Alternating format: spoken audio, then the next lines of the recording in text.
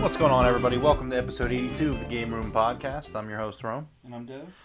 And been playing Call of Duty, man. It's real good. Real good. What's going on, everybody? Thank you for checking us out here tonight. This is the Game Room Podcast, where each and every week we sit down and go over the news and gaming and get you caught up and ready for the week to go. How are you doing tonight, Dev? I'm tired, as always. I'm just going to stop asking. Yeah. You're always tired. Yeah, I need some sleep. Well, you're not getting any anytime soon. You're going to be getting sleep next week. I know, I can't wait. I'm on vacation next week. I'm going to be playing video games. I'm not going out. I'm not going anywhere. I'm staying nice and home. Except Tuesday. But every other Except day. Tuesday. Yeah, no. Tuesday, I'm going to go vote. Make sure you go vote if you're hanging out with us here. Make sure you have a plan to vote. But, like I said, this is the Game Room Podcast. Let's get into the headlines. Number one, Call of Duty Black Ops 6. We're going to run through some headlines. I've been playing it. You haven't gotten into it yet. No. But obviously with it being on Game Pass, I know you've talked about Yeah, I'm wanting going to play it. at least the campaign. Yeah, for sure. So, yeah, wanted to kind of give some quick thoughts. If you have any questions, feel free to ask. How much time do you have into the game right now?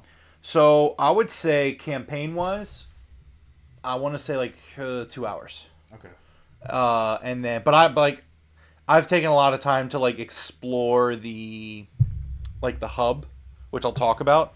And then multiplayer wise, probably about the same, maybe like an hour and a half, going on 2 hours. I have not played zombies yet. What's up, Ash? I have not played zombies yet, so I can't really say anything about that. Okay. But I've heard good news about all of it, so. I have as well. So yeah, kind of want to start with the story as Ash decides to walk all over the keyboard. She's just making sure everything's up to code. Yeah, she's like, is it good? Everything over here? But so I've been playing the campaign, and I gotta say, like, this is really, like, so far, again, this is 2 hours in. This is one of the better Call of Duty campaigns they've put out in a long time. Something that I know a lot of the reviews have talked about, and something that I've definitely experienced myself, is there is a lot of variety in this game's single player mode. The mission variety is just crazy. I know a few reviews talked about that, and I definitely kind of wanted to back that up. That's really cool. Yeah, it's just like, so again, like, I'm not gonna go too spoilery, but you know, I think it's been a really good mix. And they also give you a lot of player choice where a lot of the missions I've done, it's just like, hey, do you want to go in quiet or do you want to go loud? Like, it's kind of tailoring itself to the experience that you want to play, Okay. which I always appreciate when Call of Duty does that. Story so far has been pretty good. I mean, I actually think the writing's actually been really good. I know people kind of think, you know, Call of Duty, they put in a box where it's like, oh, it's just like an action, like, kind of like popcorn, and like a lot of the Call of Duties is, and that's something that I would definitely say Call of Duty is known for. But I think the writing's been pretty good. I think the characters are pretty well written, pretty likable. And yeah, I mean, just all around a really, really good experience. That's good. Definitely recommend picking it up. I've been doing a better job than Xbox at selling people on Game Pass, because I've talked to 2 people so far Who didn't even know it was on Game Pass day one, and I was like, yeah, it's on Game Pass day one, so just go get Game Pass. Like, even if you don't, like, and this is something I'll say about what's great about Game Pass, and obviously Xbox doesn't want you to look at it this way, but like, I think personally Game Pass is worth staying subscribed to. That's just my opinion on it. But like Call of Duty, if you want to just kind of get the COD experience in like a month, like you want to play the campaign, play a couple hours of zombies, dive into the multiplayer, play it till you're done with it, go ahead and do that. Like, it's $20 for Ultimate. You just do it. And like, if you play for under 3 months, you're saving money on Call of Duty this year. If you look at it that way, if you do the gamer math, you know. Yeah. But so I'm really enjoying my time with it. It's a lot of fun. I mean, it's Call of Duty, so like, I'm not gonna get too into the nitty gritty of like the gunplay and the gameplay. It's smooth. Yeah. It's great. It works phenomenal. We were talking about this before we went live, but it's kind of crazy to me for Call of Duty to kind of be like, obviously they've done the historic, or not the futuristic Call of Duty in the past, and then they also do the historic ones where it's like it's in the past, and it's kind of crazy that like we're at a point in our lives where like, hey, here's 1991. Yeah. Like, one of the levels, and it's not really a spoiler because it's all over their marketing and they like showed it off at E3 and everything.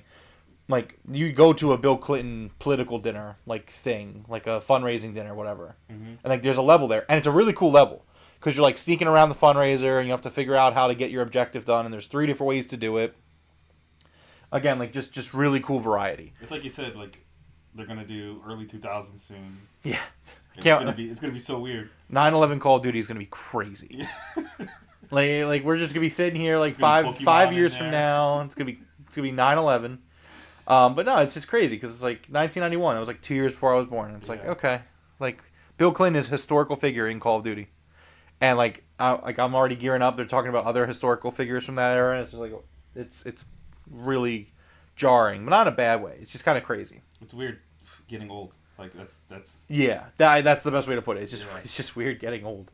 So yeah, it's playing really well. Multiplayer as well. I've also really enjoyed it. I think that the launch maps are all really good. Nuketown's coming November 1st, which is Friday. So if you're a big Nuketown player, you could definitely enjoy that. A big question that people have asked me, and I know like Jeff on our other podcast, the Broken Tables podcast, kind of talked about it a little bit with me. The Omni movement. That is the big change in this year's Call of Duty in terms of gameplay. So Omni movement is a completely revamping of how you move in a first-person shooter space. And it's so like usually you like we as gamers when we play these games we're accustomed to you move in every direction, but you can sprint forward, you can dive forward, you can crouch forward if that makes sense. Mm-hmm.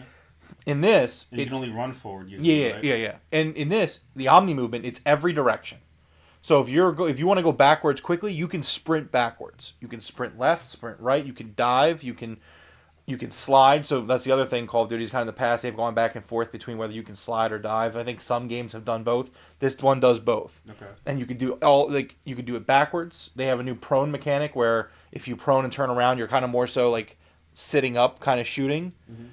Like do you find yourself using those mechanics yet or not yet? Yeah, absolutely. So here's the thing about Call of Duty Black Ops 6 and whether you'll like the multiplayer. Bottom line, if you like Call of Duty campaigns, you'll like this campaign. If you like fun first-person shooter campaigns, you'll like this campaign. You should definitely check this campaign out. Absolutely, for me it's a no-brainer if you don't mind having Game Pass. And it's a definite if you're looking at spending the money to buy this game. Again, I can't speak for the zombies. The zombies is it's probably really fun. Like I know Dev right now the B-roll you're playing is zombies. Yeah. Listen, man, Treyarch has been crushing zombies since the beginning. Since World at War, they've been just nailing this. Obviously, this is a return to round-based zombies. So again, I can't really speak on it, but I'm going to give it the benefit of the doubt that it's great. Okay. You'll eventually jump in too. Right. Yeah, absolutely. Yeah, I plan on it. And then with the multiplayer, I think that if you are like something players need to understand is that it's not just about being good with the gunplay anymore. Like I think that's the biggest thing I will like forewarn people.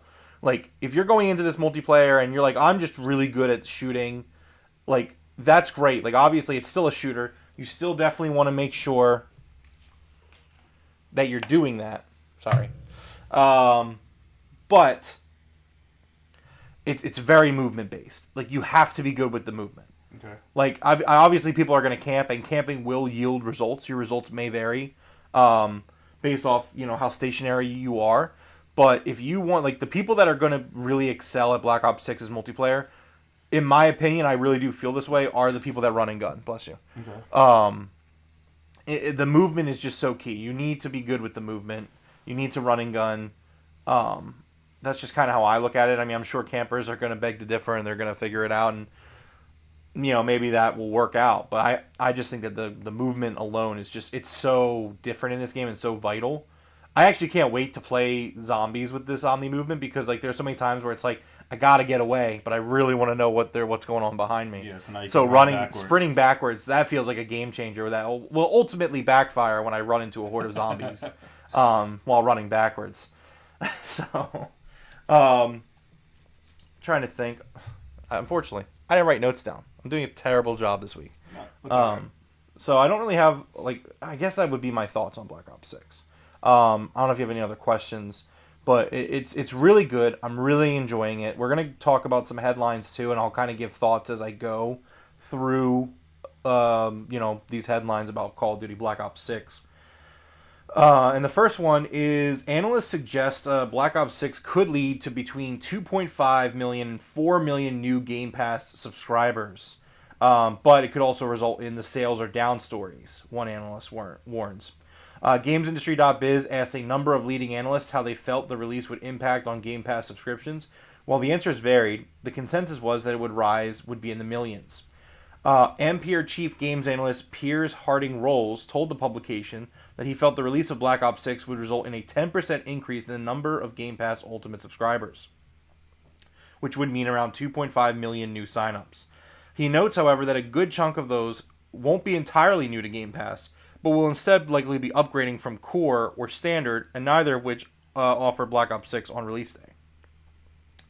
Wedbush Securities Managing Director Michael Pachter said he believed Xbox could see as many as 3 to 4 million new Game Pass Ultimate subscriptions as a result of Black Ops 6's release, but warned that he also predicted around 6 million fewer traditional sales of the game, given that numerous existing Game Pass Ultimate subscribers will want to play it too. Pachter said the deal was good overall for Microsoft and for consumers, but noted that the headline will say Call of Duty sales are down. So I kind of wanted to get your take on this. I mean, obviously we've talked a little bit about, how successful Call of Duty will be for Xbox and Game Pass and whatnot. Where are you at with this? What do you think the long term results going to be, or the results at least? No, I think those numbers are accurate. I hope. Yeah, I think you spend this much money, you spend a lot of money on Activision Blizzard, but Call of Duty is where that was the biggest fight. Yeah, it's that one was of them. Yeah, that was the thing that you really wanted to get. Xbox really wanted to get, and so I hope it does for them whatever it needs to do numbers wise to keep them afloat. Yeah, to keep them. I want this to be the project that maybe brings in money that they can put into other projects and maybe back into Call of Duty. You know what I mean? Yeah, for sure. I mean, Black Ops 6 was a game that they took a lot of, well, obviously not Xbox, but Activision, and they put a lot of time into this game. Like comparatively, it was one of the longer Call of Duty dev cycles, and in my opinion, it really shows because I do really think it's a strong product. That being said, I mean, I don't know how I feel about how this will do on Game Pass, and I guess we'll see. I know that I saw some tweets that it was number one most played on Game Pass in Europe and stuff. Mm-hmm. I haven't seen a lot of other headlines other than that, but I don't know. I mean, it is a really interesting thought process because me, for example, I'm a Game Pass subscriber. I love Game Pass. I think Game Pass is worth having. As long as Xbox wants to put it out, I will be subscribed to it because the amount of games that I play for the price I pay, I can't beat it. And in the all digital future, to be completely honest, subscription model is the way I want to go when we hit the all digital future. That's just, I can't, for me, it's not even justifiable.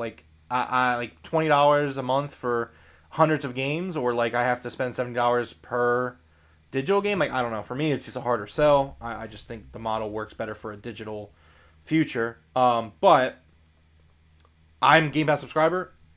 I usually buy Call of Duty. This is the first Call of Duty I have not bought. But it's insane to think about. You have a big Call of Duty game on Game Pass. Yeah, that's huge. If you already there are people who are already subscribed who have the game. They have Call of Duty now.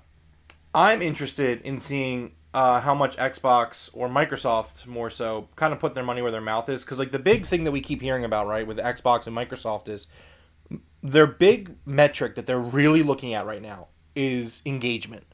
Monthly active users. How many people are playing Xbox published games, no matter where you're playing them. Yeah. How many people are playing the games? How long are they playing the games? What's the retention there? These are the numbers that they seem to care about now. That's their number one. Yeah. So, for me, I'm really intrigued to see what happens with Call of Duty, because obviously this game is the big test for Game Pass. Is Game Pass sustainable? We will know by this time next year. Because we'll see what they do with Call of Duty. What they do with next year's Call of Duty will indicate to all of us, how Xbox views Game Pass. Yeah. And I think it's a really interesting thing because, this Call of Duty, statistically, it might not sell as many copies as any of the other Call of Duties. Because it's on Game Pass. Because it's on Game Pass. So I guess it kind of, like I said, it's kind of a put up or shut up time for Microsoft, where it's okay, you have Game Pass. I get what you're saying. If this game doesn't do well on Game Pass, no game ever will do well on Game Pass. Exactly, yeah. But also, will Xbox continue to support Game Pass? Because, here's the thing. Let's say you grow, but maybe it's not enough growth. Let's say maybe an extra 1 million people or 2 million people sign up for Game Pass. Is that going to be enough? Yeah. Is my question. And, will Microsoft be content with saying, hey, we're going to keep both models open, where it's right now, we have two avenues of income, where it's we have Game Pass and then we have the traditional release model. Mm-hmm. And for us, it works to just have both going at the same time. Yeah. Will they continue to do that? And my gut tells me yes. I think so too. Yeah. It is one of those things where if this game doesn't do well on Game Pass, then nothing will. Nothing will. Yeah. If Game Pass can't work off of this, if this doesn't bring numbers up, I don't know what satisfies them. I don't know what counts as good or not. But if this game doesn't do it for them, no game will. Yeah, and I think the big thing about Call of Duty, especially again this year, is I stand by it. Again, haven't played Zombies. I feel very confident saying that this is a really well put together Call of Duty, in a sense that there is a lot of stuff going on in this game that you can get into no matter what you like. If you like the single player games, this is a great single player campaign. If you like the competitive multiplayer, I mean, honestly, Call of Duty is one of the, it's the leader of the industry in terms of online multiplayer, competitive multiplayer. And then if you like the more cooperative type stuff, you have the zombies mode. So like it's kind of it's really doing it for everybody. So like it's on Game Pass. It's the perfect kind of game for Game Pass because it's got legs to last because it's got the multiplayer aspect. Mm-hmm. It's got the story to bring in the single player crowd. Like it has the co-op for the co-op stuff. Like I think it's the ideal game for Game Pass. And like you said, if it doesn't do well, I don't know if any game will do well on Game Pass. Speaking of Game Pass, the next headline is Black Ops 6's marketing budget is close to that of a major motion picture blockbuster. Black Ops 6 has been everywhere, and everyone knows about it, from billboards and commercials to restaurant takeovers and social media promotions. It's crazy because I haven't seen that much advertisement for it. I have. Black Ops 6 is being thrust into the eyes of hundreds of millions of gamers and, of course, non-gamers worldwide.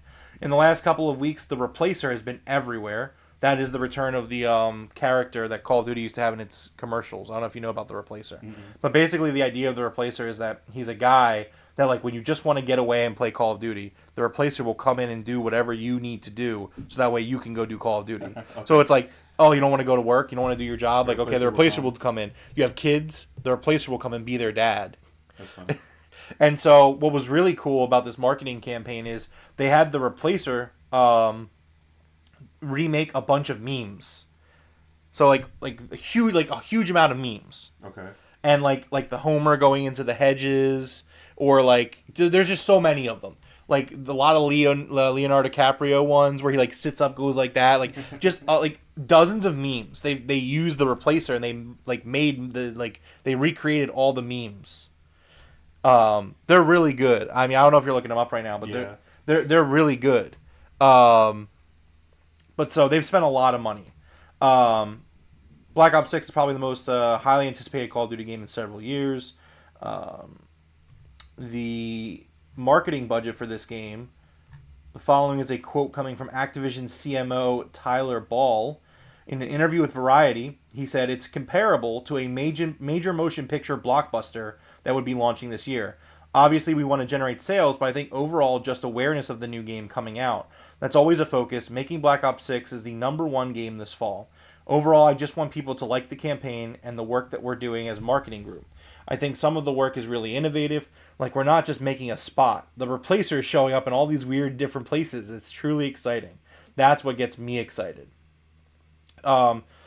So Black Ops 6 had a huge marketing budget, and here you see like the Replacer. He's the fireman. Mm-hmm. He's getting the cat out of the tree. Instead, he just blasts it with a hose. Jason the Pope. Yep, ride sharing. So it's really good. However, I have to critique it. I think they haven't done the best job at marketing Game Pass with Call of Duty, which to me is weird. Like, I just feel like if you were really kind of pushing Game Pass to see just how much you could do with Game Pass, I do think that they've done a poor job at marketing the fact that this game is on Game Pass. Like, I think they've done a good job.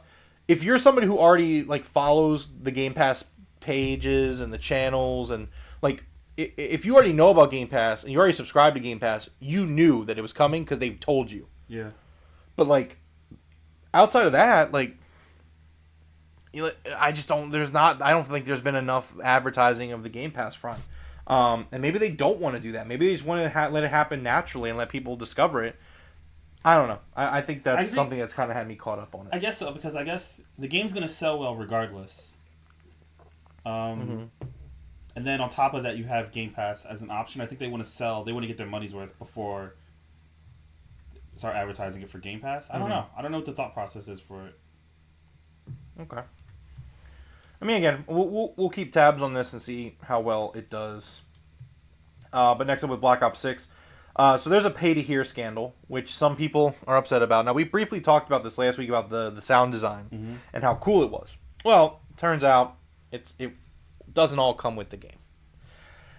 Call of Duty fans have had the revelation that they could pay real-world money in Black Ops 6 for more effective audio. It was a topic of immediate interest that sent some players into a frenzy, with claims of pay to hear surfacing across social media. I love that. I love how people always come up with those terms. It's like, oh, it's pay to win. It's pay to hear. Pay to hear. So the question is, can you pay for better audio in Black Ops 6? The answer is yes, technically you can. But it's not as crazy as you might, as it seems. Embody, which is a personalized spatial audio company with a mission to provide you with the best and most accurate 3D sound possible in Black Ops 6. Recently, the company announced a premium offering that would align gamers with a personalized profile to the tune of $20. That's where the pay-to-hear concept comes from. Every player accessing Black Ops 6 can access a universal profile build by Embody and leaning on the immersive spatial audio system for free. It's as simple as navigating to the sound settings menu in-game and selecting enhanced headphone mode. If you'd rather go above and beyond and secure a personalized profile that's mapped to your physiology, you can pay $19.99 and grab the Immerse Game Pack. For that transaction, you'll secure access to Embody's system for 5 years. It's $4 a year. That's not really a bad deal, some are saying, but it's not. But it's enough to rub some people the wrong way. It is a little weird. I don't know why.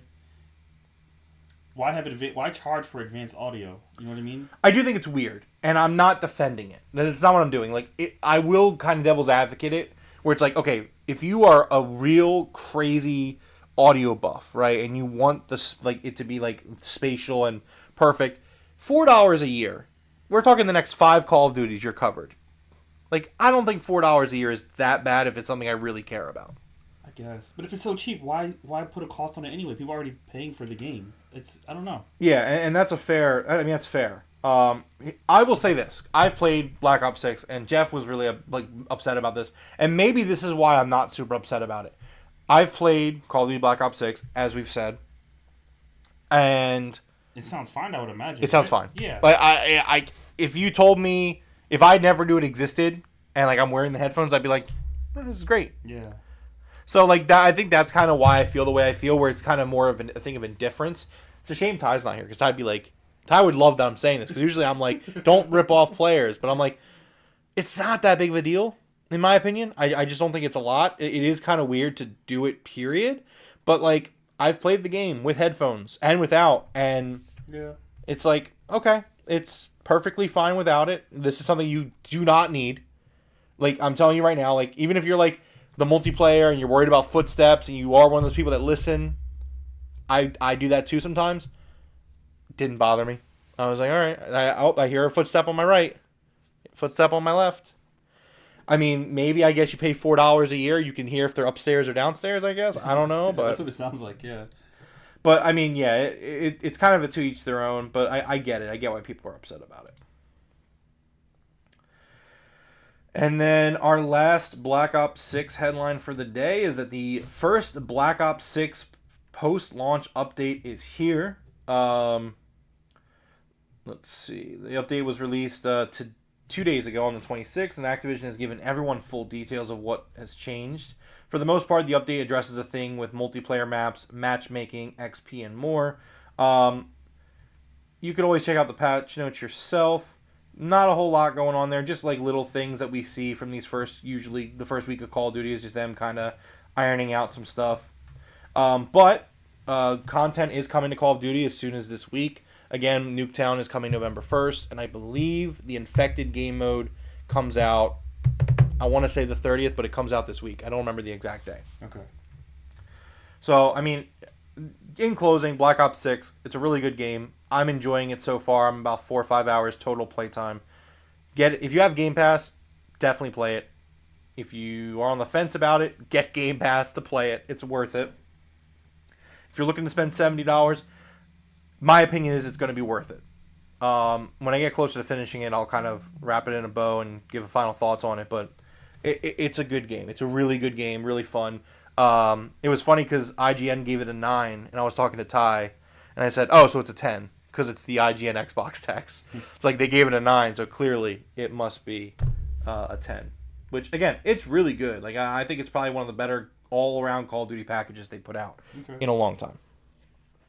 Shame Warzone still sucks, though, but what can you do?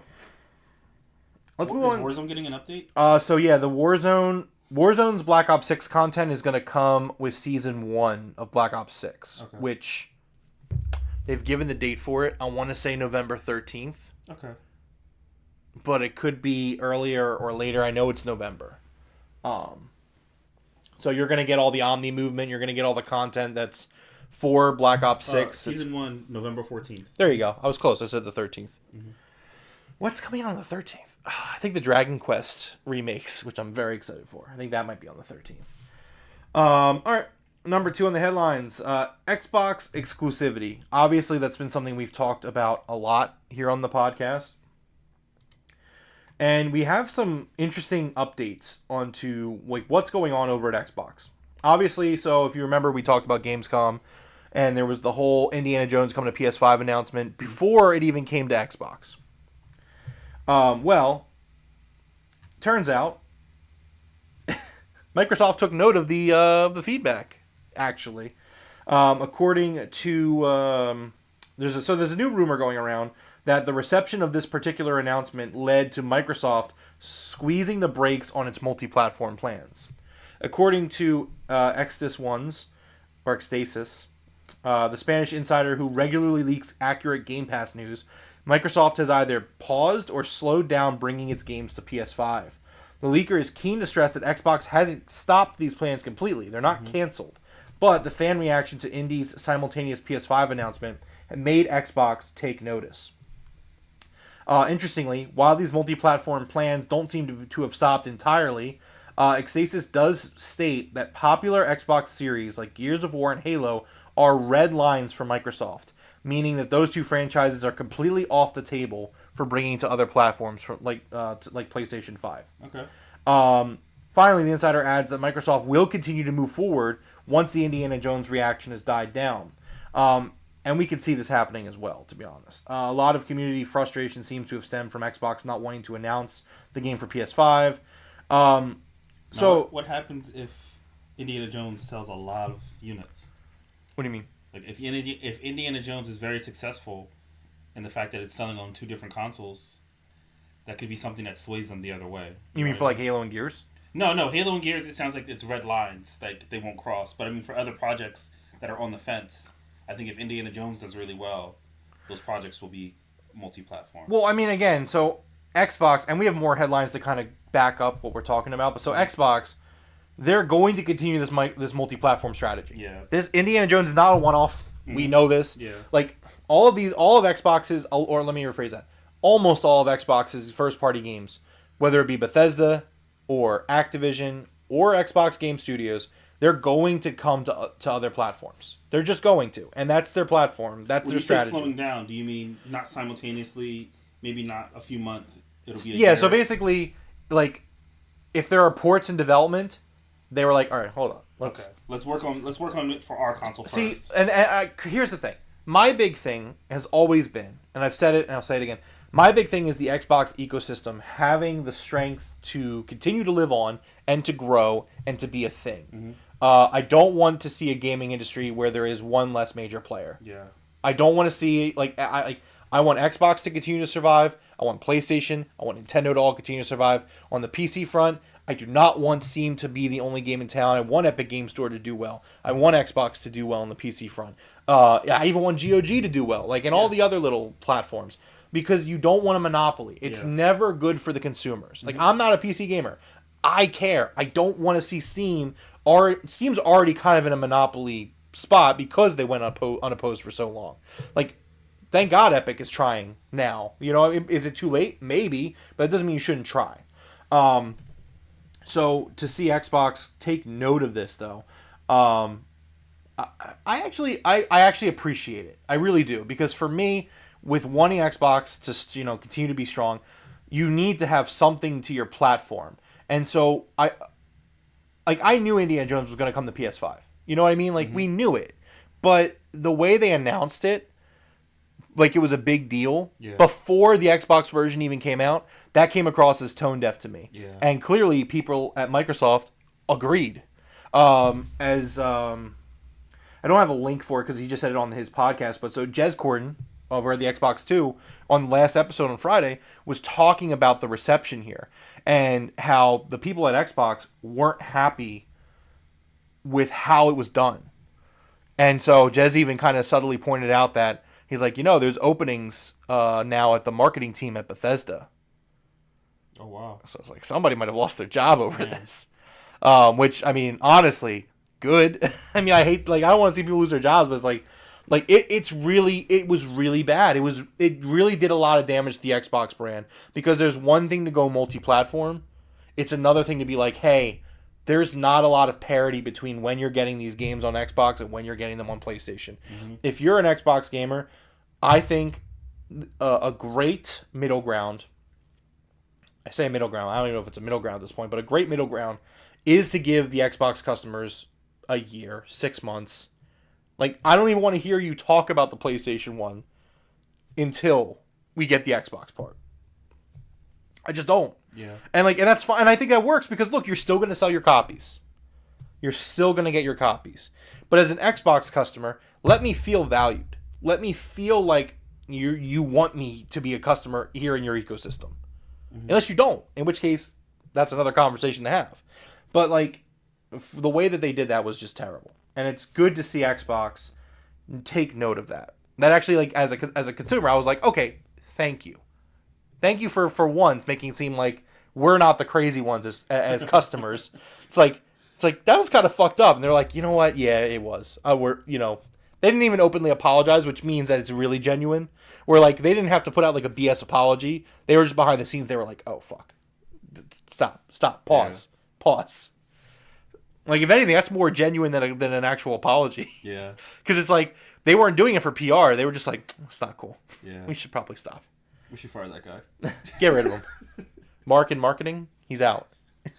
Hire someone new. Now, Microsoft CEO did say that we want to continue to extend our content to new platforms, though. So Satya Nadella briefly touched on the company's gaming division in his annual letter to shareholders, acknowledging this new strategy codenamed Project Latitude. He says, we brought 4 of our fan-favorite titles to Switch and PlayStation for the first time as we continue to extend our content to new platforms. In the same segment about Microsoft Gaming's division, Nadella mentioned how the company strives to bring great games to more people on more devices.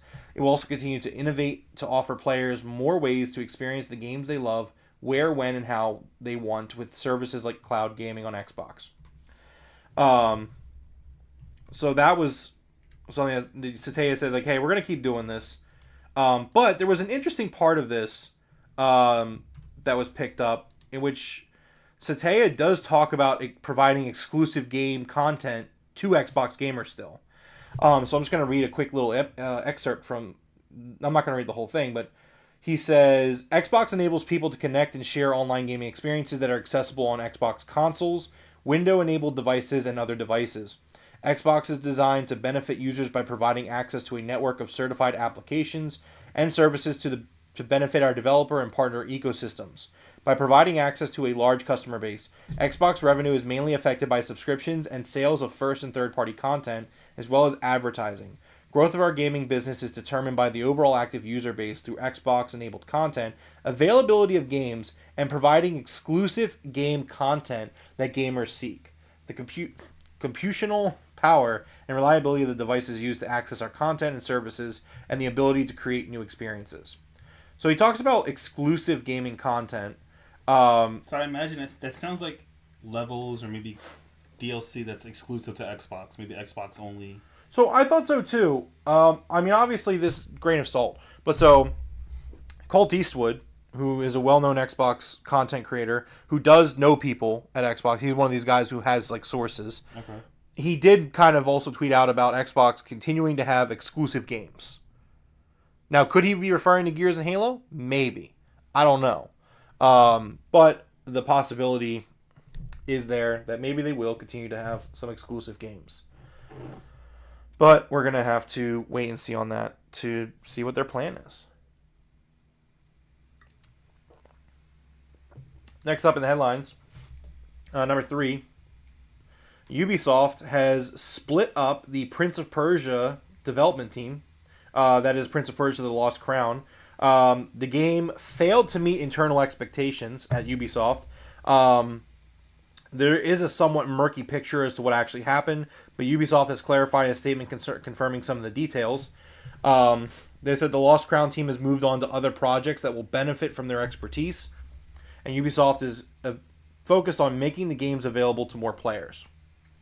A lot of people were upset with this because a lot of people like this Prince of Persia game. Yeah, I was going to say, this Prince of Persia game I heard it was really good by a lot of people. And it just didn't make, I guess, the money. It just didn't sell enough copies. Yeah. Which, I mean, we talk about this a lot, but I just think, I feel like this is the thing with a lot of game publishers where it's like, well, maybe you need to start adjusting your expectations, because I feel like almost every game that comes out nowadays does not meet sales expectations. So it's like, I work in management, right? Mm-hmm. I work in management. Part of my job is to do like sales projections for our business.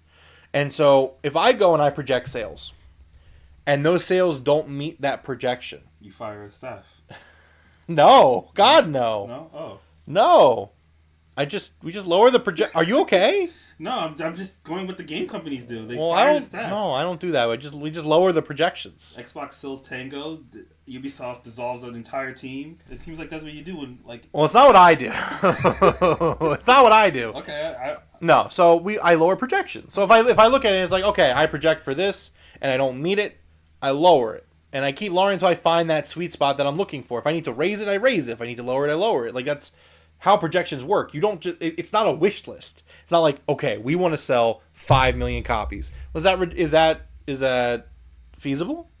Is that responsible for you to expect that? Like, I mean, at that point we need to have more conversations, but it's like, I don't know. Yeah. But so it didn't meet their expectations. So they split the team up. Luckily they didn't fire the team, I guess. I mean, that's a positive. Yeah. So the team was reportedly split into 3 different groups. One of the teams is apparently working on a Rayman remake. So they've also put some of the developers onto Beyond Good and Evil 2 and also the next Ghost Recon title. So, okay. You know, they're all working on something, you know, Rayman and whatnot. So. But you know who did close the studio? Number 4 in the headlines, Netflix. Yeah. Which is crazy because we were talking like this was going to be like in a big studio. Yeah, they were hiring, like they were getting a bunch of good hires of like Halo and like. Yeah. Well, anyways, it would seem that they've fallen victim to more shutdowns. Netflix's game studio in Southern California is officially shut down less than 2 years after opening. The news was first broken by Stephen Totillo of GameFile. Starting in 2022, internally known as Team Blue, was created alongside all of the other ventures Netflix has, as the company has invested its money into many different avenues over the last few years. The company made some big hires, hinting at some next-level gaming hardware and games to come in the future. Former Halo creative lead Joseph Staten and more joined that team. Many believe Netflix had its foot well within the door of the gaming world. Oh, how wrong those people were. It just feels like they didn't give them... You hire these teams and then you don't give them enough time. They've Honestly, been open for 2 years. You didn't hire the big names until last year. You give them 1 year to come to do what? So here's the thing. I'm going to tell you what happened. I think Netflix 2 years ago, during the pandemic, when gaming was booming because everybody was at home and everybody was playing more games than ever, Netflix was like, hey, games make a lot of money. We should really try and make some games. And then, what has happened over the last 2 years? Layoffs. Sales are down. Like, the world's returning to normal. So people that were playing games just because they were stuck inside for the pandemic, now they don't need video games anymore. So now we're going back down to the people that are just playing games. Like, the actual gamers. Like, that, we're going back to those numbers. And so, Netflix is probably looking at it like, wait a second. Hold on. We're not investing in this. They didn't even try. No, they didn't. And like at the end of the day, I just think Netflix probably looks at it like, okay, we're not gonna get into gaming. Like, this was them deciding like they're probably gonna continue their initiatives, like the games streaming through the Netflix app. Like, they'll probably continue to try to push that for maybe another year or two. But this was them deciding that like, hey, we're not doing this. Like, gaming is not what we thought it was. We're getting out of it. We're gonna stick to what we do, which is television and movies. Which, I mean, games are not for the faint of heart. Just ask Masahiro Sakurai, the creator of Smash Brothers, who just subtly hinted that he's working on a new video game, Devro. Mm-hmm. And he's been working on it since 2022. By the way, number 5 on the headlines. He wrapped up his YouTube channel, which is kind of crazy because like that's not usually how people do that type of thing. Yeah, it's like I'm gonna make a YouTube channel, and then he just made all the videos he wanted to make, and he's like, this YouTube channel has now ended. Goodbye. It's like, oh, that's weird. I feel like most people don't just naturally do that. No. So Sakurai made the videos, and then he was like, all right, I'm cool, I'm good. You know what the game is, right? What do you think it is? It's Switch music. It's Sakurai. Like he's gonna do Switch music. He has no. Then he's not making Switch music. All right. He's not making Switch music. I don't think he's making Smash Brothers.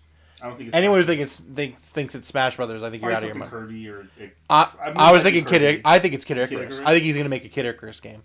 I think that it's one of those two. He loves Kirby, but I think that like Kid Icarus Uprising was such a great game that was so hindered by what it could do on the 3DS hardware and from a control standpoint. I could just see Sakurai being like, I want to try Kid Icarus again.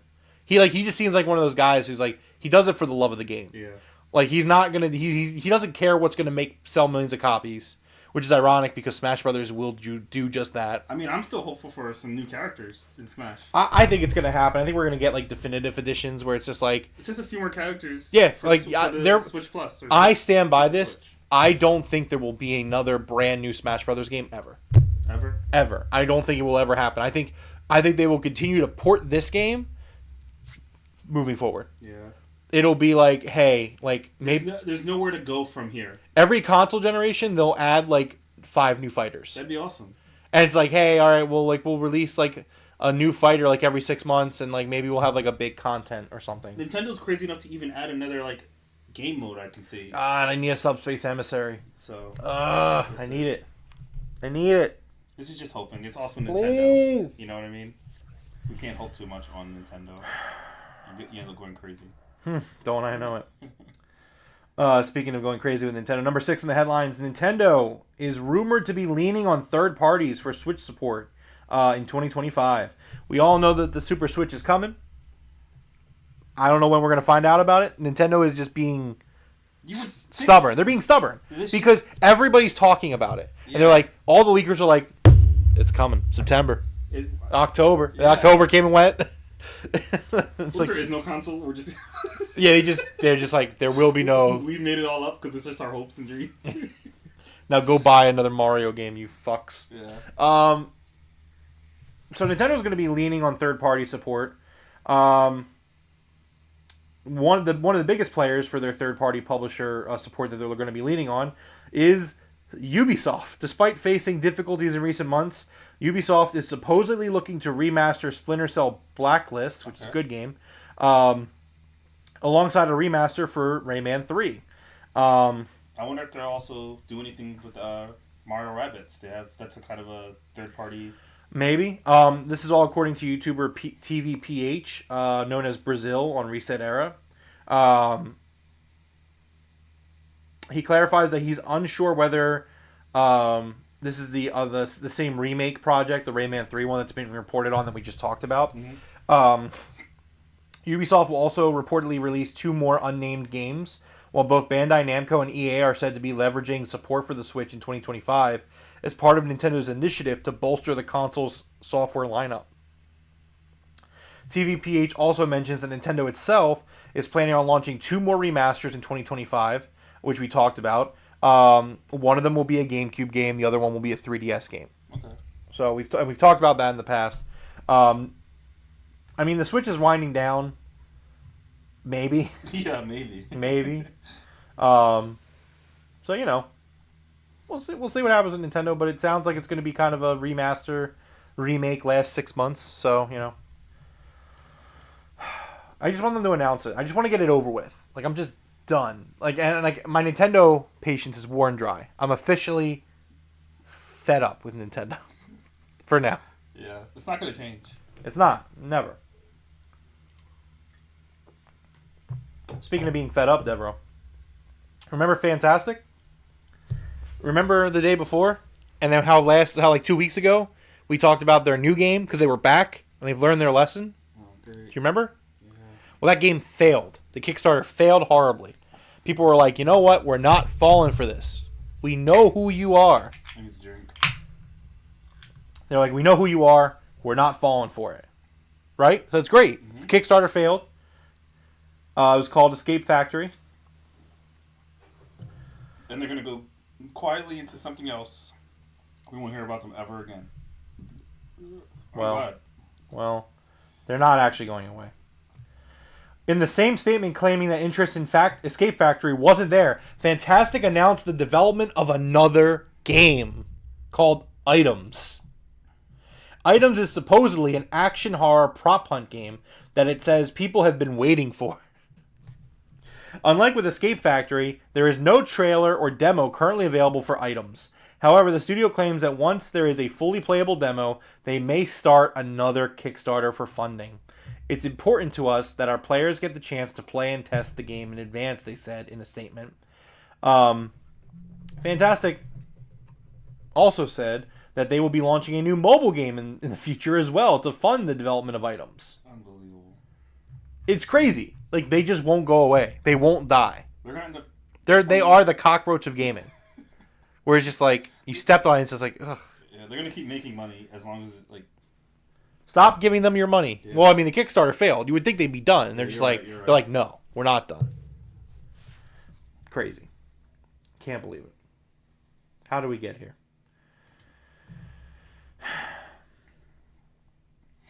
Number 8, sorry. There was a blow to game preservation over the week. The U.S. Copyright Office has determined that it will not alter existing DMCA rules to allow the preservation of video games in repositories and archives across the country. This news comes following a 3-year battle by the Video Game History Foundation to desperately find a path to preservation for games that are in danger of being lost forever. Yeah. Previously, the organization revealed that around 87% of all games released before 2010 are virtually inaccessible, owing to changes in technology, consumer habits, retail operating models, and the simple passing of time. Many gamers appreciate a blast from the past. It's why some games do so well when they are remade, or when modern variants introduce elements from past releases. If we go beyond that and look at true nostalgia, retro gaming, we enter a vast world filled with consoles, games, and peripherals from yesteryear, all of which are steadily falling into an abyss due to an official lack of official preservation practices. Books, movies, and music, and the like are all preserved under DMCA law. Video games have never fallen into a legitimate category. In the retort published by the U.S. Copyright Office, which lent on comments made by the ESA, which, by the way, fuck the ESA, it is said that the petition from the VGHF was kicked because they did not propose a clear requirement to know who the users are or why they want access to a game. Earlier, the ESA said, enabling widespread remote access to preserved games with minimal supervision would present a serious risk to an important market. The Video Game History Foundation insists it's not finished with its crusade, but the rules are relatively black and white right now. In an ideal world, a digital repository of archived games would exist for users to check them out and access their contents through emulation platforms, but it admittedly becomes quite hard to police who is accessing them and when and where. I'm really big on games preservation. I think that the ESA can go fuck itself because that is they're just lobbying for the publishers that want to sell these games but don't sell these games. Yeah. Like Nintendo. We talk about it. The fact that I can't buy Pokemon prior to the Switch, there's no official way to buy this game. I think it's because maybe the gaming industry is too early. If these were 100-year-old games, or I don't know, but I get it. I think we're gonna have to rely on community people just ripping games and holding it in their storage. like, you know what I was thinking about the other day? I was thinking about, so there's a GameCube game, right? It's called Yu-Gi-Oh! The False-Bound Kingdom. Yeah. It is a phenomenal game. I love this game to death. I was thinking about it the other day. I have it in the game room. And I was like, it dawned on me, like, this is a game that I consider to be a gem. Cult classic, phenomenal game. There's no way to play it. Konami doesn't have it available anywhere. And it's just like that game could be lost to time. Like, it is lost to time. Mm-hmm. Like, if someone, like, today, like, discovers the show and they're like, oh, man, Yu-Gi-Oh's great, and they play games, like, I would recommend this game to them. Because it's not just a card playing game. It's like an RPG where like you're in a medieval world. It's really cool. And it's just like, there's no way to play it. There's no way to buy it. There's no way to support it. There's no way to do anything. That's crazy. Emulation, folks. I don't care. Well, what are you going to do? Yeah. Anyways. Speaking of publishers making a lot of money, Microsoft owns 20 game franchises that have exceeded $1 billion in revenue. That's a billion with a B. They basically, it's worth stressing that many of the franchises Microsoft referring to are decades old, but some of these include Warcraft, Elder Scrolls, Gears of War, Diablo, and Halo. Trying to see, does it actually list it on here? I thought it did. It doesn't. Just trust me. There's a lot of them. There's 20 of them. Towards the bottom it does. It starts to, but it doesn't seem like it's 20. Hold on. Candy Crush, Diablo, Halo, Warcraft, Elder Scrolls, Gears of War. Yeah, it's only 6. Yeah. But anyways, yeah, so Xbox is doing really well for themselves. Hopefully they do something with those IPs that can keep the money coming in for them, I guess. Yeah, maybe. Number 10, Life is Strange Double Exposure will reportedly have a sequel. It's been claimed that the copies of Life is Strange Double Exposure are in the wild just days before it's set to hit the market. Images and gameplay have started surfacing online. In one leak, the game's ending is unraveled in full. I'm not going to spoil it because I'm going to be playing this game soon. But it seems that there will be a sequel to the game. So if you are a Life is Strange fan like me, it should be a sequel. Number 11 in the headlines, a story that I think, Deborah, will really resonate with you. This is coming from Hyrule. Clinically depressed Zelda uses bed for every puzzle. Sources close to Zelda, Princess of Hyrule, say that she appears to be clinically depressed and has only been spawning in beds in response to every puzzle she comes across during her prolonged battle against the forces of darkness. Quote, we're supposed to be working to repair the rifts that have appeared across the kingdom, but lately Zelda has been acting different, said Tri, a spirit assisting Zelda in fighting the rifts. I really started being concerned when in every dungeon room she would just spawn a bed and a TV and start rewatching BoJack Horseman again. Princess Zelda has been reportedly been given the power to duplicate any object or monster she comes across in her journey, and is denying claims that she is using this godlike power to exclusively to bed rot. I'm not depressed.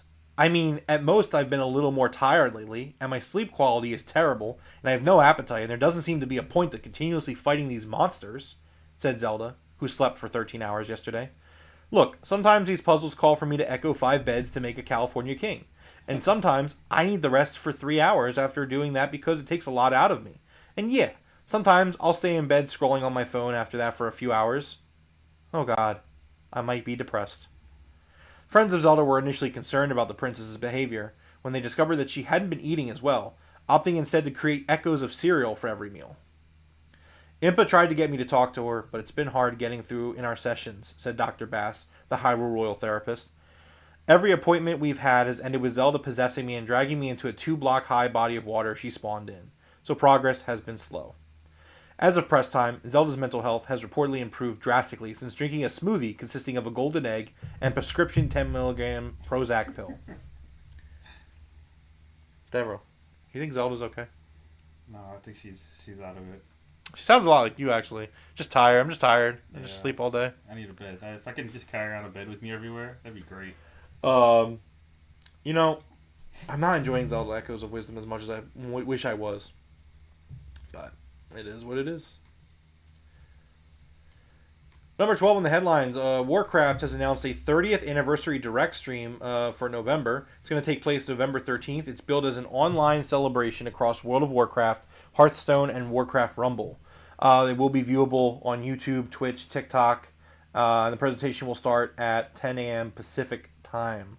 They say it's a big year for Warcraft universe, and whether you're a Hearthstone fan, you've joined the Chaos in Warcraft Rumble, ventured into the world of Azeroth for the first time in Warcraft Orcs and Humans, or you're a WoW player, there's something for everyone in our Warcraft 30th Anniversary Direct stream, Blizzard said.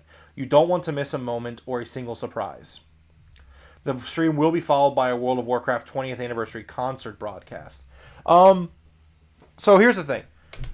Fallout did a Fallout Day stream this past week. and it wasn't even worth talking about. Okay. Wait, it's not even our headlines today. I don't even know. Yeah. Well, a lot of people were like, "Oh, maybe it's going to be something," and it was nothing. It was about Fall 76 and like some updates on that, but that was it. It could have been an email. Now, I need to ask you, what do you think the percentage is that we're going to get something substantial here? Oh, very low. Okay. What about Game Pass? Very, very low. See, I think Game Pass might be what they do. Because keep in mind, we have StarCraft coming early November to PC Game Pass. I think StarCraft and World of Warcraft are... I think they're different, but at the same we'll time... get Warcraft games, but I don't think we'll get World of Warcraft. Oh, yeah. No, I'm saying the Warcraft franchise. Okay. I don't know how they'll handle WoW. Yeah. Like I don't know. I don't know if they're going to bother. I think they should. Personally, I mean, I think WoW's, because it's doing okay where it's at right now, we're not going to see it for a while. Right. We'll see other Warcraft stuff. I still don't think we get anything for Game. I think we get Game Pass. I think we get the Warcraft games on PC Game Pass at least. Okay. Also, let's get a WoW console. Let's get WoW on consoles. Let's do it.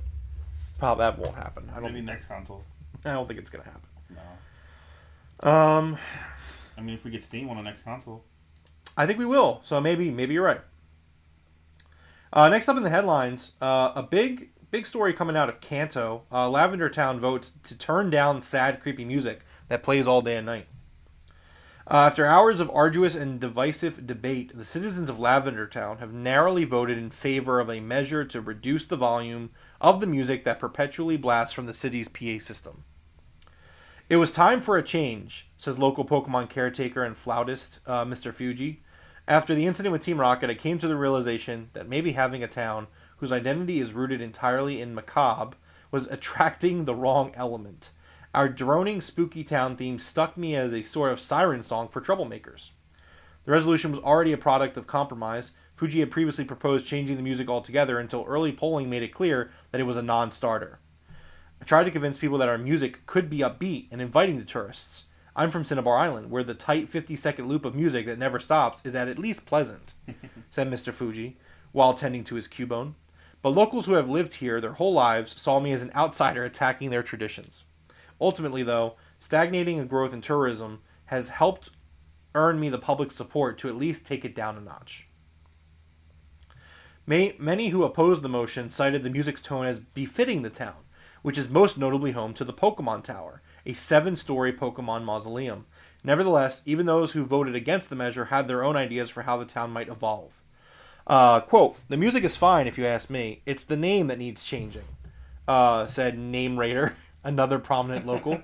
The name Lavender Town doesn't really evoke the sense of oppressive dread that accompanies being surrounded by restless spirits, and that's what makes this place feel like home.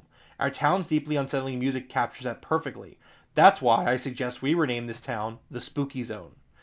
Even with this music settled, the East Kanto town will not get a long reprieve from auditory controversy. Sources confirm that a radio company is in talks to acquire the iconic Pokemon Tower, drawing the ire of the Kanto Ghastly Conservancy and potentially tastelessly displacing hundreds of grave sites of beloved Pokemon. Deborah, what are your thoughts about the radio tower possibly disposing of all these grave sites of Pokemon? That sounds ridiculous. I mean, that sounds like you're just asking to be haunted even more. It is kind of interesting that in Gen 2, when they do that, it's not a haunted radio tower. Yeah. It's not haunted. It should be. It should be. It wasn't, though. Anyways. Great story. Number 14, Assassin's Creed Shadows Collector's Edition cut by $50. Ubisoft recently delayed Assassin's Creed Shadows, as we talked about, from November to February 2025. They have slashed the Collector's Edition price, being reduced from $279 to $229.99. This is because they are cutting out the Season Pass and the Early Access for the game. I think it's a much easier pill to swallow, to be honest. I would definitely take the $50 price cut for what they're offering. It's a really cool statue. I don't know if I'm going to get it still. I'm going to get Shadows itself, but this special edition has a lot of cool stuff with it, which is a real shame. Again, it's a real shame that this game is kind of like just going through it. Yeah. Because this game looks really cool. Yeah. Like, I'm really into this game. And I do think it's going to be fine when it comes out. I agree. I hope. Let's be positive. Yeah. I agree. Yeah. Next up in the headlines, Xbox Series X is now outselling the Series S in the U.S. Console hardware is still dropping, though. Microsoft's higher-end Xbox Series X is now outselling the Series S in the U.S., with the Series X taking up 58% of units sold in September 2024, per Circana Executive Director and Advisor Matt Piscatella. Xbox Series X now accounts for 51% of the Xbox console sales in the U.S. life to date. Really, that was kind of the only headline I wanted to take out of this. Obviously, we know hardware sales are going down due to different reasons for all three of the platforms. It is surprising, though, that... Isn't it? Yeah. Ty didn't think it was. And I thought it was very surprising because when you...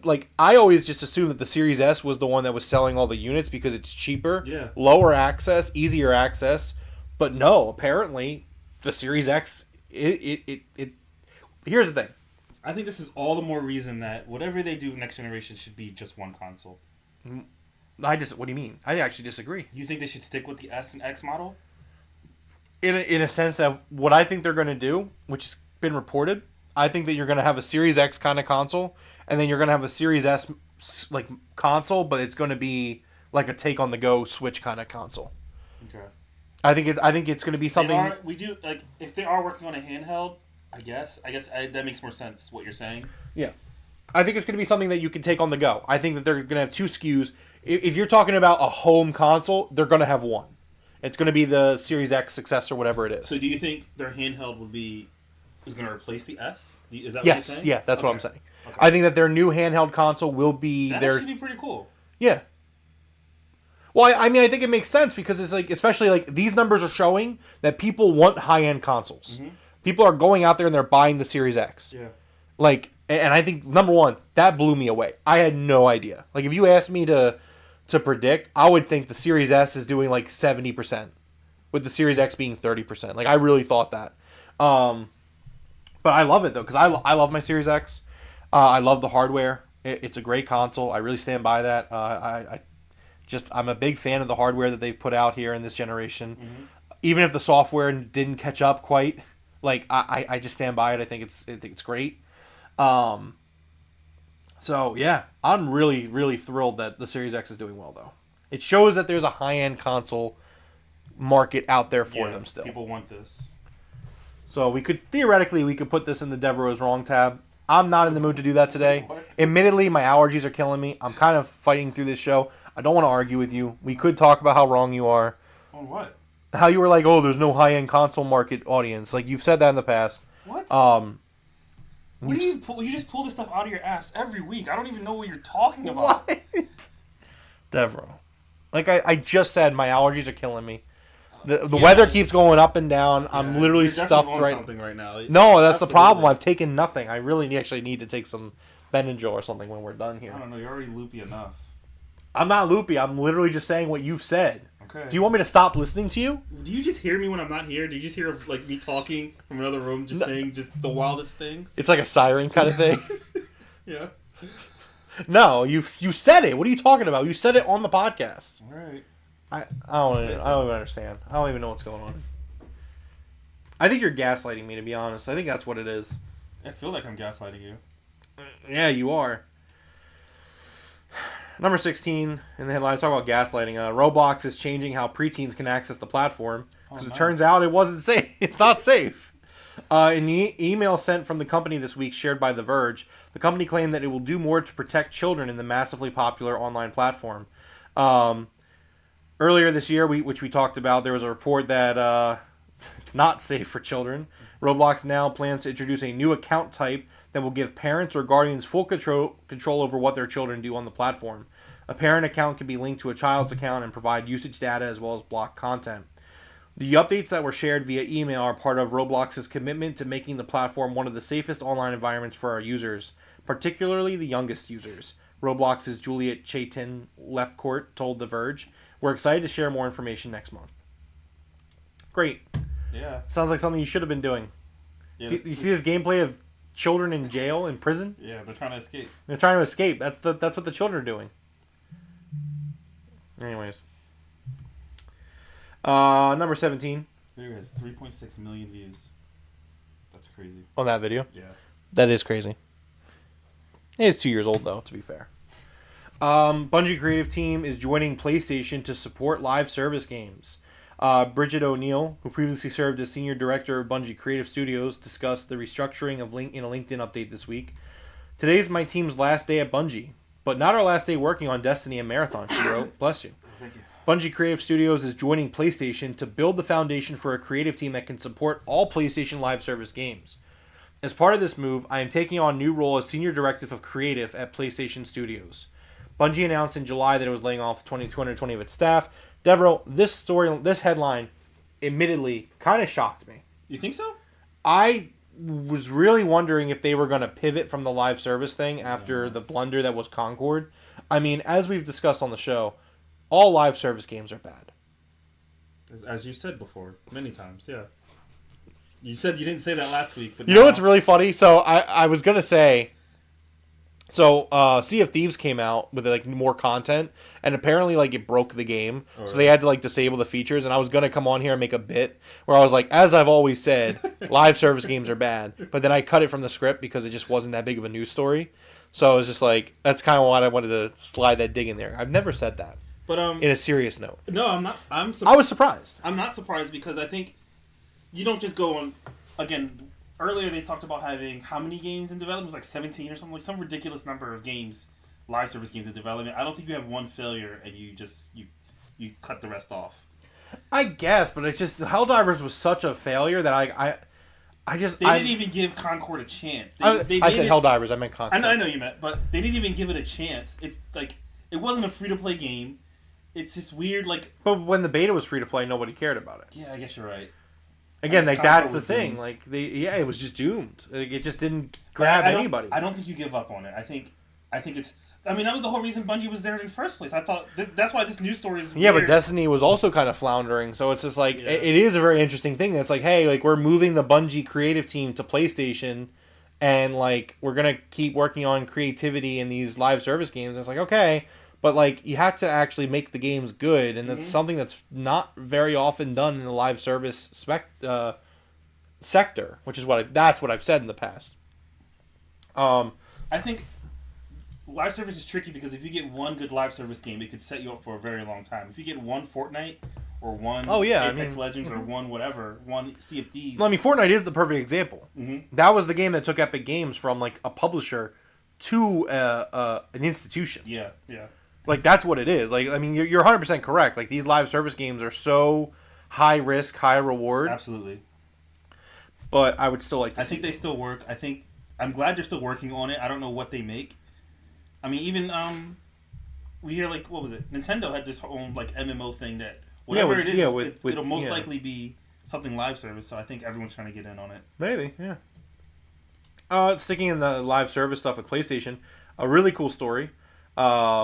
I'm excited for this one. Mm-hmm. So the head of Helldivers 2 studio was asked about Helldivers 2 coming to Xbox, and he gave a pretty good response. Arrowhead Game Studios' chaotic co-op shooter Helldivers 2 rapidly became a colossal hit and one of the best PC games when it launched on Windows and PS5 in February, with players falling in love with the game's high-octane action as well as hilarious Starship Trooper-style satire.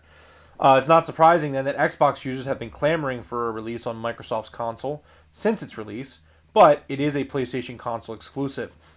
It's ultimately up to Sony to greenlight an Xbox version, which is what Arrowhead has told fans throughout 2024. The studio's community manager, Thomas Twinbeard Pedersen, reiterated this to players in a statement on Wednesday, though he included some additional context that goes over why PlayStation Maker might eventually agree to bring it to the rival console. Quote, who says it couldn't? It's not up to us, but to Sony and Phil to duke out. But, hypothetically speaking, if both partners think it would benefit them from a financial brand standpoint, it could. If Sony believes it won't, though, it won't, Pedersen wrote in a reply to someone asking about an Xbox port in the Discord server. Ultimately, this isn't really anything we didn't know, but it's interesting to see them, someone tackle that, where it's like, hey, it's up to Phil and Sony. Like, they got to figure it out. Like, Phil Spencer and PlayStation need to sit down and figure this out. Mm-hmm. So my thoughts on this are, I don't see why you don't. I see. I see why you don't. I hope that they change it, but I do see why you don't. Well, again, especially for the live service model, like okay, I can understand them being like, we're not bringing God of War and Horizon to Xbox. Like, I think that like we've talked about, there is a future where this is kind of changing, and it makes sense to kind of say like, okay, well, like now it's all about how many people are playing our games. So maybe the future is putting your games everywhere and just, making it all about the games. But, I mean, for a live service game, like, look, Xbox put Sea of Thieves on PlayStation this year, and it sold millions of copies. Mm-hmm. Did very well for Xbox. I think the numbers are clearly there. That I just think that if they put Helldivers out on Xbox, it would sell millions of copies. I think that. I do think that. Which at the end of the day, like, if you want to put your game everywhere, like, it makes sense. It just makes sense. Especially if Xbox is doing that. If Xbox is doing the same thing, it makes sense. The thing is, Xbox gains more from it than PlayStation will from doing this. I don't necessarily agree with that. Like, yes, Xbox gains because it's another big experience on the Xbox. Yes. But, like... No. I'm saying Xbox gains more from putting Sea of Thieves on PlayStation than the other. Oh. Yeah, that's what I meant. I think it's about the same. I mean, I think, yes, obviously PlayStation has a higher install base, but, like, at the end of the day, like, it's an opportunity to sell your game to millions of people. Yeah.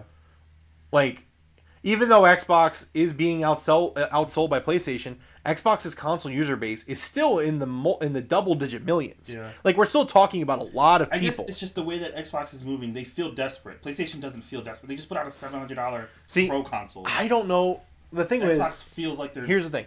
Even though I don't agree, like, even though I don't feel good about the model as an Xbox customer, like, I don't think Xbox feels desperate at this point. They're moving like they're desperate. I don't think they're actually desperate. I don't think they're desperate. Okay. I mean, if they were desperate, I think they would be...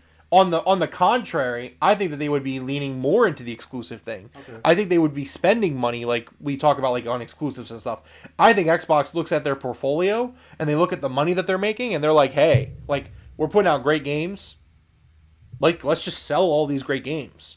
I don't, if anything, I think it's a lack of, like, you're saying like, oh, like they feel desperate. Like, I think if anything, they've stepped back and they're like, hey, like, this isn't, like, to put it very kind of, like, simply, it ain't that deep for us. It's like, hey, like, we're going to continue to support our ecosystem, but the ecosystem's not the end-all, be-all for them, which is disheartening for me, but, like, that's not desperation. That's them saying, like, hey, if we put Sea of Thieves on every platform, we're going to sell more, we're going to make more money. All right. You get what I'm saying? Like, for me, I don't think it's desperation. I can see how you would think it is. But I don't think it's desperation. It's defeat. Is it defeatist? Yeah, it's defeatist. Maybe it's a wording. I don't think it's desperation. I would not say desperation is the word I'd use there. Sony doesn't have a reason yet.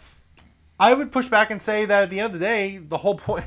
If Ty was here, he'd back... Again, this would be a great show. Ty's missed this show, it seems. But, like, Ty would be backing me up hardcore in this episode. I'm not saying Sony doesn't benefit. It's just... They want the money. They want to make the sales. But also, there's a pride to having exclusivity. Like, there's a pride to, like, hey, you can only play this game here. But my question on is, PC, question is, at this point, how much does PlayStation need to care about that? That's the question, and I guess that's the question PlayStation would have to answer, and then that'll ultimately be what determines whether Helldivers goes to Xbox or not. I mean, I think they've already answered it so far. They've answered it, but only because of the necessity of the market in the past, where, like, we're used to the model being, hey, you make games for your platform, and that's it. But that's just not the world we're living in right now, whether we like it or not. Like, I mean, but it is. It's not. It's not about exclusives anymore. I mean, it kind of is, though. It won't be. We haven't seen that change yet, though. Like, it's still working for Nintendo. It's still working for Sony. It's only just not working for Xbox. Or like you're saying, they're moving to they have different ideas. They're moving to a different business model. Yeah. And at the end of the day, again, if Ty was here, he'd be backing me up. These corporations are going to do what gets them the most money. Yeah. And so if you're PlayStation, and it's like, hey, over the last 2 generations, because again, this is not one generation. It's not like we're about to go into the PS5 generation. And it's like, well, this generation was great for us. Yeah. Like, no, they carried over from the PS4. Yeah. It's not like it's not like their numbers drastically changed in terms of like we lost gamers to Xbox or we lost gamers to PC. Like maybe they lost gamers to PC, but like at the end of the day, like they are the market leader in console. Mm-hmm. They are, and they're going to continue to be. Like in the high end consoles, at least. That's my reason for like. But if they're looking at it, and to play these games, you still have to go to them. So right now, there is no motivation for them to like. Let's put one of our biggest games out on another console. So I would also push back on this and say, well, Helldivers specifically didn't necessarily do super great on PlayStation consoles. It was the PC version that really made it the juggernaut that it was. Like, to be completely fair, devil's advocate here, like, the PlayStation numbers weren't, like, stellar. Okay, I don't know about that. But... You can look it up. I mean, I'm not making this up, I promise. Like, the PC version is what made it the giant hit that it was. It's on PlayStation, and you can go play it there. But from what I remember seeing, the sales-wise, like, it didn't move the needle a lot on console alone. Okay. I don't even think it cracked, like, I think they said it didn't even crack, like, the top 5... console games being played at any time. Do your research, look it up. It would be cool if this came to Xbox. There's a reason they haven't put it to Xbox, and I think they're not ready to. There's no reason for them to.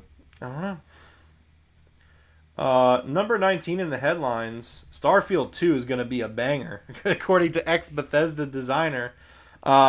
Speaking to video gamer Nesmith, who left in the company in 2021 after working on many of its biggest series, including acting as lead designer for Skyrim, compared Starfield's first entry to that of Mass Effect or Assassin's Creed, both of which received sequels that were much more positively received than their initial release. He says, I'm looking forward to Starfield 2. I think it's going to be one hell of a game because it will address many of the things people are saying. We're quite there. We're missing a little bit. It will be able to take what's in there right now and put a lot of new stuff and fix a lot of those problems. He added, when we built Skyrim, we had tremendous advantage of Oblivion, which had tremendous advantage of Morrowind. All that stuff was there for us. That's true. All we had to do was continue to improve and add new stuff. We didn't have to start from ground up. If we'd had to start from ground up, there would have been another 2 or 3 years of development time for Skyrim. Last month, Starfield game director Todd Howard said that Bethesda's games are irresponsibly large, claiming that the main reason was it's your fault. Oh my god. Todd's like, what do you want me to do? They're big games. They're big games. He found it big. He's like, I found it. There was 1,000 galaxies. It's like, look at this. I found this game. It's too big. No, I think I agree with that, though. I think sequels usually tend to do better than the first game if they build off of it. I'll say this. We're not going to see this for like another 15 years. I was going to say, we're not going to see Starfield 2 for like 20 years.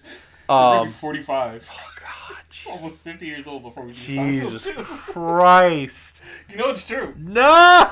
We'll be 45 years old. Oh, no. Hoping that no. arthritis can get us through this gameplay of Starfield 2. I'm hoping by then it's like brain, like a chip. Right? You put in the chip and you just watch and the game plays for Starfield you. 2 in VR. Look, I've not shied away about how much I love Starfield. I am willing to admit that it does have its issues. So the thought of a Starfield 2 instantly excites the fuck out of me. Mm-hmm. It's 20 years away. Excited, it's 20 years away. And you're excited about that. But I'm excited to play the next Starfield. Yeah, I mean, they did something special with Starfield. And maybe they don't recreate it because some of the things I specifically love about this game are how it made me feel about certain things. So I don't know if it would be able to recreate that magic. Okay. But yeah, I don't know. It's I would definitely be looking forward to Starfield 2. Someday. Speaking of stars, number 20, PlayStation Stars will no longer give credit for money spent on subscriptions. PlayStation Stars, the program which gives players points based on how much money they spend on the PlayStation Store, as well as the completion of in-app quests, allows them to trade those points for PSN credit, among other items. Until now, money spent on subscriptions such as PS Plus and EA Play would contribute to a user's PlayStation Stars level. That is no longer the case. PlayStation Stars points will now expire over just over a year from the date they were acquired, rather than 2 years. PlayStation Stars launched in late 2022 via the app. It's been kind of a mess. There was a 2-month period where it just didn't work. And people were like, what's going on? Why is this not working? And PlayStation's like, oh, I don't don't know. Figure it out. 2 months later, they fixed it. Yeah, so I guess it wasn't worth it for them to do that. Excuse me. Number 21. Not just gaming related, Deborah, but I felt like it was worth sharing. Review bombing might come to an end. As per the FTC chair, this change aims to ban fake online reviews and testimonials. With 6 final rules, the commission hopes will make users able to make a more informed decision based on per feedback. Most of the new FTC rule covers more traditional cases of review manipulation, but it is the first ruling that should raise alarm in gaming circles. They say, review bombing may fall under fake or false consumer reviews, potentially robbing players of an increasingly common method of leverage against studios and publishers. Review manipulation has been around for as long as review sites have existed. Sometimes the company owner drops enthusiastic praise for their enterprise, and other times it is saying how awful a competitor is. The 6 new FTC rules aim to distill reviews into authentic ones only. Deborah, do you think that this is a good idea by the FTC to make it so reviews are just by people, like actual reviews? Or do you think that there's some merit to using reviews online as a way of speaking your mind to the publisher? Yeah. So do you think it's a good thing overall or a bad thing? Nah, I think it's a bad thing overall. I don't know how you get around it anyway. Like, you just don't allow individuals to. Well, I guess maybe like if you're reviewing on a site, you have to provide proof that you own the game. I guess that's how you would do it. Okay, I guess. I mean, like that happens with like Amazon stuff. Like if you review something, it tells you if you're a verified purchaser or not. On Steam, I think you have to have purchased the game to. Do you? I think so. Oh. I could be wrong, but. But yeah, I guess you can't like go on Metacritic anymore and be like, "This game sucks because the publisher owns slaves." Yeah. I mean, I don't know. That'd be pretty bad. I would want to know if the publisher. But also, like sometimes people review bomb a game outside of the game, but you kind of agree with it. You know what I mean? Like. Mm-hmm. So I don't know. I don't know how I feel about that. Well, the FTC doesn't care about how you feel, Deborah. I don't know if it's healthy for the gaming. No, I get it. I agree. Number 22 in the headlines, our final headline for the day. Bungie is given an official update on the status of Marathon. Bungie has released an official update on the status of Marathon. Oh, only 8 hours ago. Oh, yeah, no, this is like the last story of the day, which is why I threw it on there at the end. The update came in the form of a nearly 10-minute long video on the game's official YouTube channel. In the video, game director Joe Ziegler gives an update on what's been worked on since the last update on Marathon. He covers the direction of the game as well as plans for future updates about the game. The update also doesn't include any look at official gameplay, but does come with some concept art for a few of the game's heroes.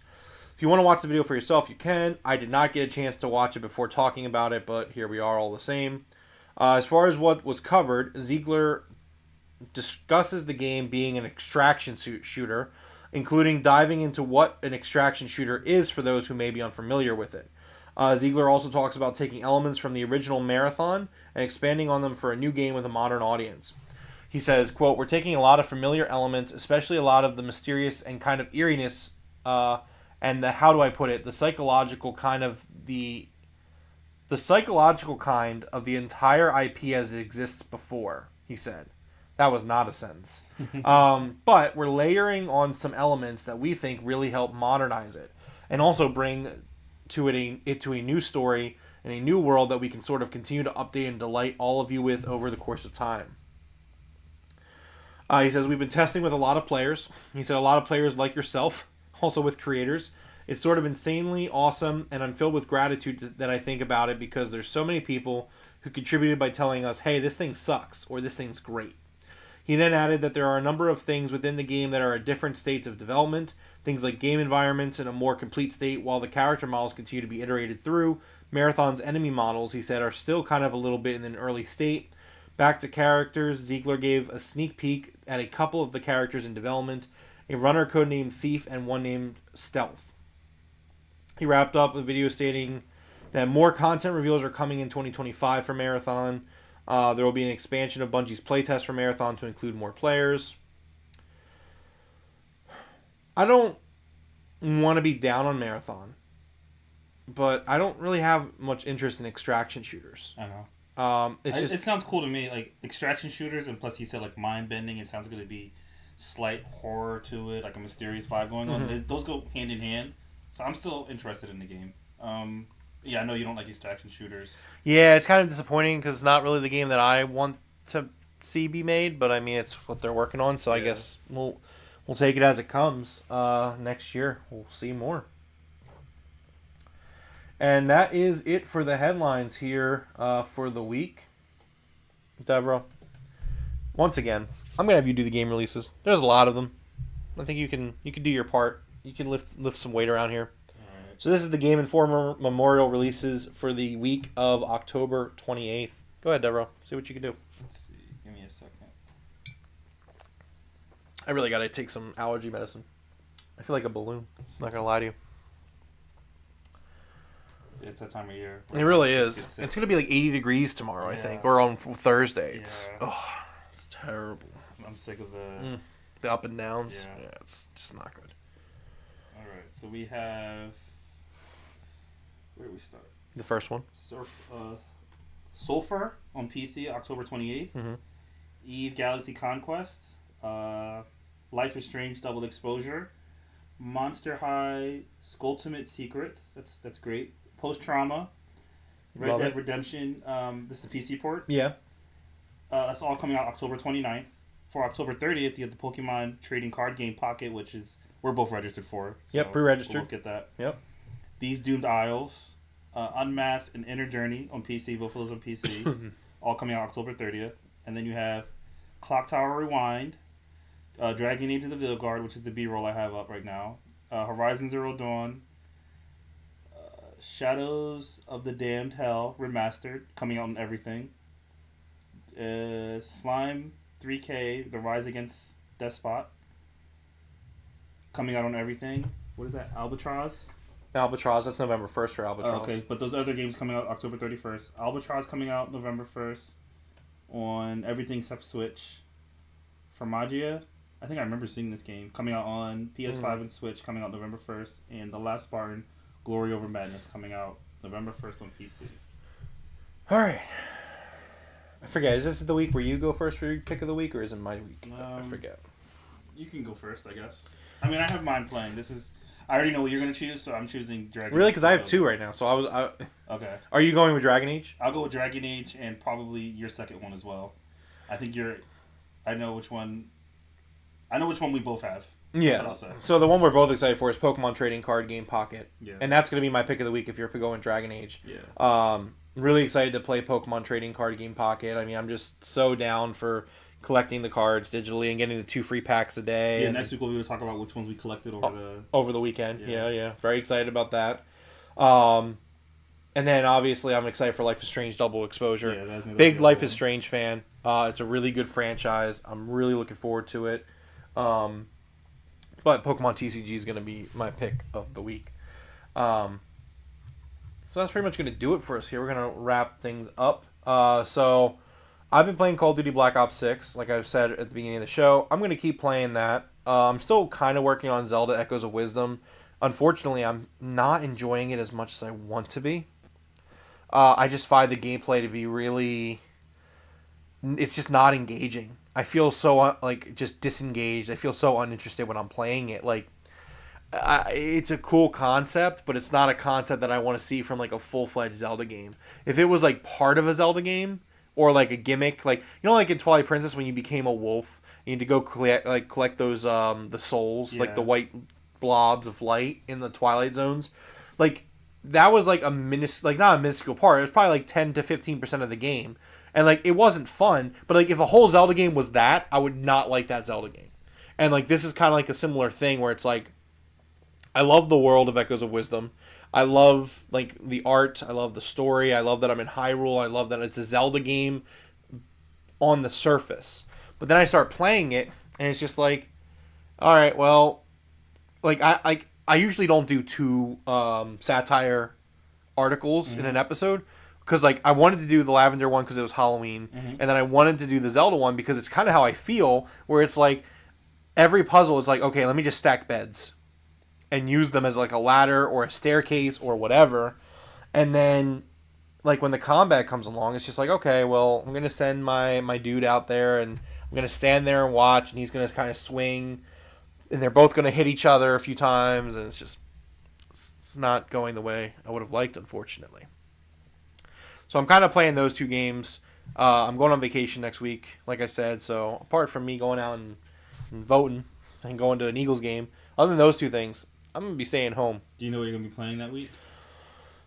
Well, based off the fact that I doubt I'm going to get done Call of Duty by next week, I'm probably going to be playing a lot of Call of Duty, which is going to be great. But the backlog is not getting smaller. So, who knows? Okay. The hope is to play a lot next week, but we'll see. But, all right, that's going to do it for us here at the Game Room Podcast. Thank you to everyone hanging out with us here tonight. Please hit that like button on your way out and subscribe. If you like the content that you see, join our Discord where we're always talking about games in there. You can find that in the description below. You can follow me on Twitter. I'm also on Blue Sky. I forgot to put my Blue Sky to give it to you. Maybe you'll be up there by next episode. Yeah, I'm gonna go take some allergy medicine. Yeah. I'm literally dying. I was fine when we started. Somewhere like halfway through, it's just like, ugh. But anyways, yeah, going to bed. See you guys. See ya. Bye.